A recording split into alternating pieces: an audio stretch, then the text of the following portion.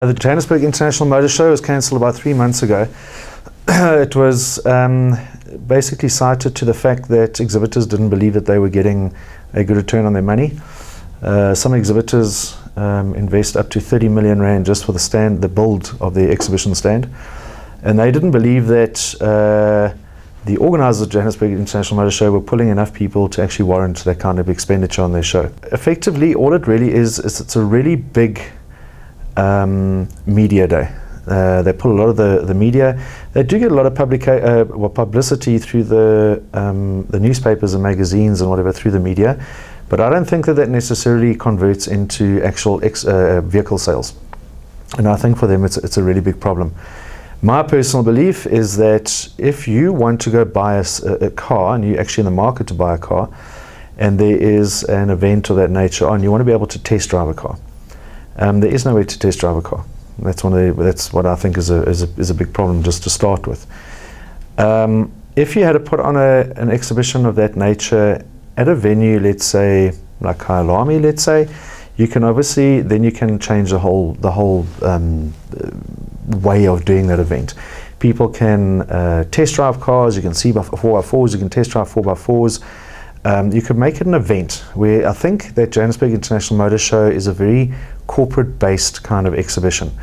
A lot of people go there to see the newest, latest, greatest cars and whatever, and that's fantastic, but you can't drive them, you can't test them, you can just see them. So I think that the traditional exhibition, as exhibitions are, I think are definitely dying.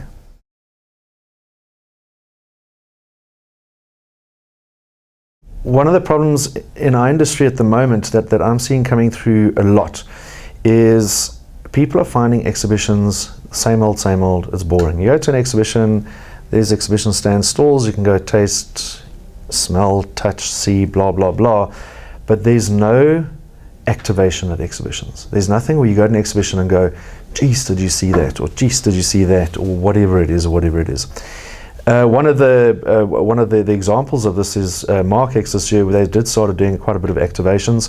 They had a flash mob. We had some activations that we did as well. And what they did realize is that the amount of extra exposure that they got from people coming to the show, videoing it and putting it on YouTube or on their Facebook or whatever, they all of a sudden got a whole lot more exposure to their show.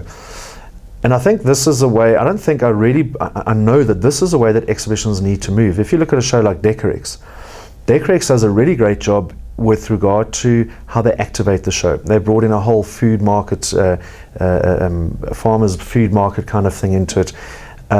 The restaurants are actually kitted out by exhibitors. So they don't just look like tables and chairs and cloths and a hamburger and whatever. It's done really nicely.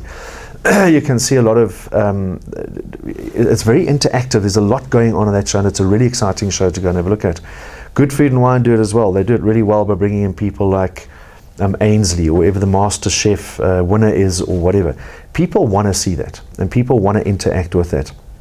I know that business-to-business shows are quite difficult to make exciting, but I think also what organisers need to do is they need to get together with their exhibitors, and they need to put together a focus group. Because you've got all your exhibitors there anyway. Everybody wants a show to be exciting. They want it to be successful.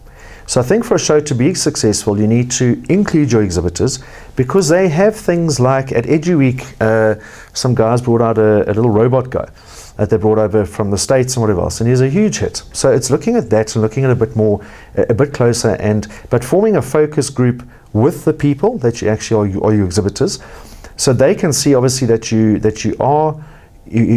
want to activate your show, and you have a vested interest in the success of your show with your exhibitors. And I think if you get a focus group together like that, you'll be amazed what to come out of that.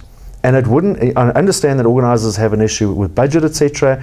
And these are always things that they try to do in the past, but then the budget thing comes into play, and they go, well, we can't afford this, we can't afford that, and all of that goes out the window.